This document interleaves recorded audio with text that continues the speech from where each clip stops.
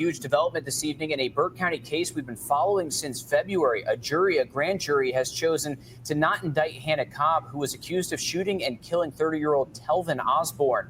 Now, this all went down on February 23rd at a home on 4 Points Road. Hannah Cobb was later charged with felony involuntary manslaughter. In a press conference, the Burke County Sheriff later confirmed that there had been an altercation before the shooting and drinking was involved. There were two different stories told in Hannah Cobb's bond hearing, one where Cobb claimed that the gunfire was accidental and another where there was an altercation. Cobb's defense says Cobb lied in her initial 911 call and says the shooting was in self-defense. They say Osbourne had a large knife and was threatening her. The latest news is that in late April, a Burke County grand jury decided not to indict Cobb, which now means the case is closed. That does not mean that formal charges won't be brought up in the future or could be brought up in the future, but District Attorney Jared Williams says the case is done for now. The grand jury has spoken. All right. Peace and blessings. Peace and blessings. All praises to the Most High. This is the case that we covered about in February when it first happened, where Hannah Cobb, and there you see Hannah Cobb, with Telvin Osbourne down in Burke County, Georgia. She was initially charged with involuntary manslaughter for shooting her boyfriend at the time. Again, Telvin Osbourne. There you see him with this cowboy gear on. There's a lot of pictures of him in the wildlife and things of that nature. What's strange about this is, as the news article says, she originally told police that she shot him by mistake. But then, as you heard, she said, well, no, it wasn't by mistake. We was arguing. We was drunk. I kicked him out. He came back with the knife, and that is when I shot him. Now, I'm going to go over this article with you that details all of that. But as of earlier this week, the grand jury has decided not to charge her with anything. And as the district attorney say, as you will read, the case is now closed. Now, when I first did the story, a lot of people, especially black women and men, was like, okay, well, he got what he asked for. Why are they saying that? Because he was noted as on a Facebook post, said that he would rather sleep with a dog than with a black woman. And so evidently he had a propensity for white women and somehow must have thought they were better than black women. Now, that's why a lot of people had a, okay, well, you got what you asked for type of attitude when it came to his death. There was not much sympathy in his death. But also, we still have to look at the judicial system, because he represents not just that one black man. He represents all black men when it comes to them being killed in cold blood, and white women or white men being able to lie, first off, and then able to claim, oh, she felt for her life as a reason that they will get off without charge. Now, look at this article with me real quick. Now, I want y'all to read along with me. It says, District Attorney Jared Williams told 12 News on Friday that a grand jury returned a no bill for Hannah G. Cobb, who was arrested on February 25th on a charge of felony involuntary manslaughter in the connection with the fatal shooting of her boyfriend, Telvin Osbourne, who was 30 years old. Now, the case was presented to a grand jury on April the 24th, but the grand jury decided not to pursue formal charges. That doesn't necessarily mean formal charges can't be filed later, but Williams appears inclined to follow the grand jury's lead. Now, Williams is the district attorney. As the grand jury has spoken, the case is closed, he said in the statement. Basically, he's saying we're white and we say so. We're not going to charge this pure white, God-fearing woman taking that Negro out. Now, it says the Burke County Sheriff Office is bracing for possible trouble as a result of the grand jury's decision. The agency posted on Facebook late Friday.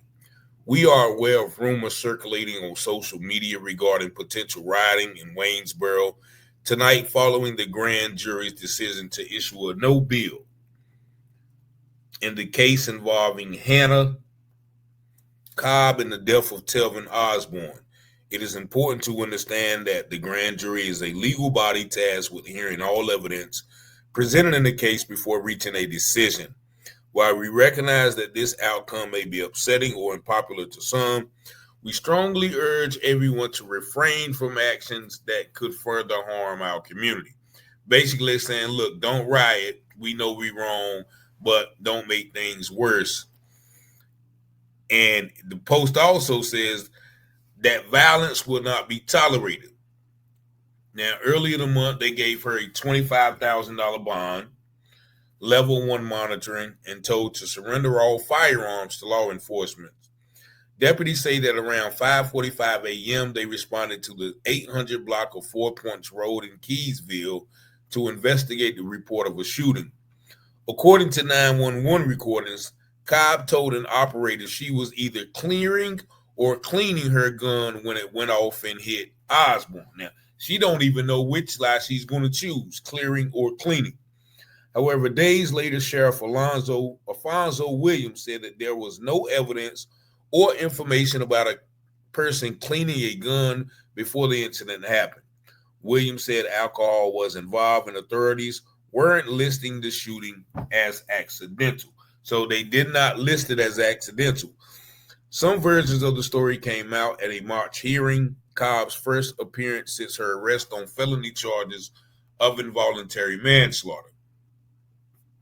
Cobb said Cobb's family, the white people, said that the relationship was chaotic with aspects of emotional and occasional physical abuse and allegations of cheating against Osbourne. Okay, so now he's being domestic violence and, he's cheating.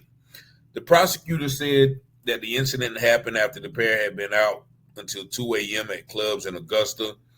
Cobb told deputies she was checking her 9mm pistol as she and Osbourne did every night when it went off, hitting Osbourne.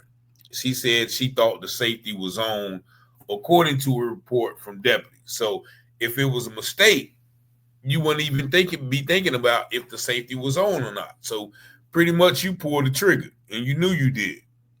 She also acknowledged she and Osbourne had been arguing that night that led to a physical altercations. Cobb's friend said she got upset when she believed he was talking to another woman. So that's her friends saying that. She provided Ring camera footage that showed them arguing and her telling him to get out, followed by him leaving. Osbourne showed back up at the house and she told investigators he pulled a knife and threatened her. She even told authorities where to find the 8-inch knife, and they did find it. Now, if she shot her with a knife in his hand, they didn't have to find the knife. The knife would have been laying by his limp body.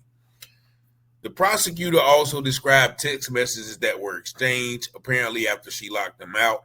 Messages from Osbourne to Cobb said, "You better hide," the prosecution said.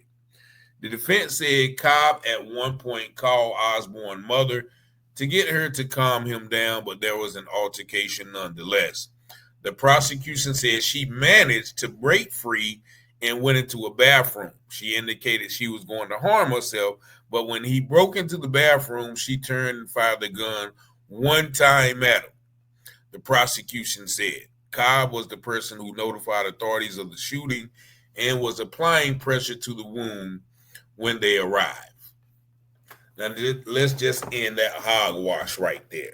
Now, this is a girl who basically lied and said she was first cleaning the gun and she thought the safety was on. We clean the gun every night and it accidentally hit him, right? Now she has an elaborate story of arguing, cheating, him being domestically violent, her having to break free from him. How is he going to break free? Look how skinny and frail this white woman is. How is she going to break free from the big, black, strong, buck Negro, right? So that doesn't even make sense. They talking about she went into the bathroom, started hiding, said that she was going to harm herself. And when he broke into the bathroom, she shot him. Now, also, there was a knife involved, right? And they said that, well, she showed them where the knife was and they found it. Once again, if he had a knife, they wouldn't have to find it. It would be right by his limp body. And her own friend said that she got upset because he was talking to other women. So I think that this is just, once again, a case of white rage. And, the district attorney talking about the grand jury has spoken, and that's it. Basically, okay, the case is over, and they're talking about, well, this doesn't mean that charges won't be filed at a later date. Yes, that's what it means. That's definitely what it means. And I don't know, I wonder what his family has to say about this. I haven't seen them or haven't heard them come out. Maybe, he was estranged from his family, and Burke County does have a large African American population, but you can tell from some of his pictures. He's out with horses and fishing, so he was an outdoorsman. And there are black outdoorsmen, but the fact that he would say something like, I would mess with a dog before I mess with a black woman. That's just a level of self-hatred that you just can't deny. So a lot of people, once again, probably are not going to be sad that she's not charged. But once again, this is, even though, some people would call him a sellout or Uncle Tom or Sambo, but he still represents a black life that was taken by a white person. And the law has made it so that there will be no retribution. So, rest in peace to the dear brother. He's still our brother, no matter, how y'all feel about him. But this is, once again, another example how a white person could just blatantly kill him. I have no doubt in my mind that she shot him on purpose, and then made up a story, cried some white woman tears, used her white privilege to say, yeah, look, he was a big, black, bad Negro. Look, he told me to go hide through the text messages. I showed him ring camera footage of them arguing. What does that mean? So this whole case speaks of, the one-sided, lopsided judicial system that we face in America for a long time. So y'all let me know what y'all think about this situation in the comments. You see the number 919-587-7782. As always, peace and blessings.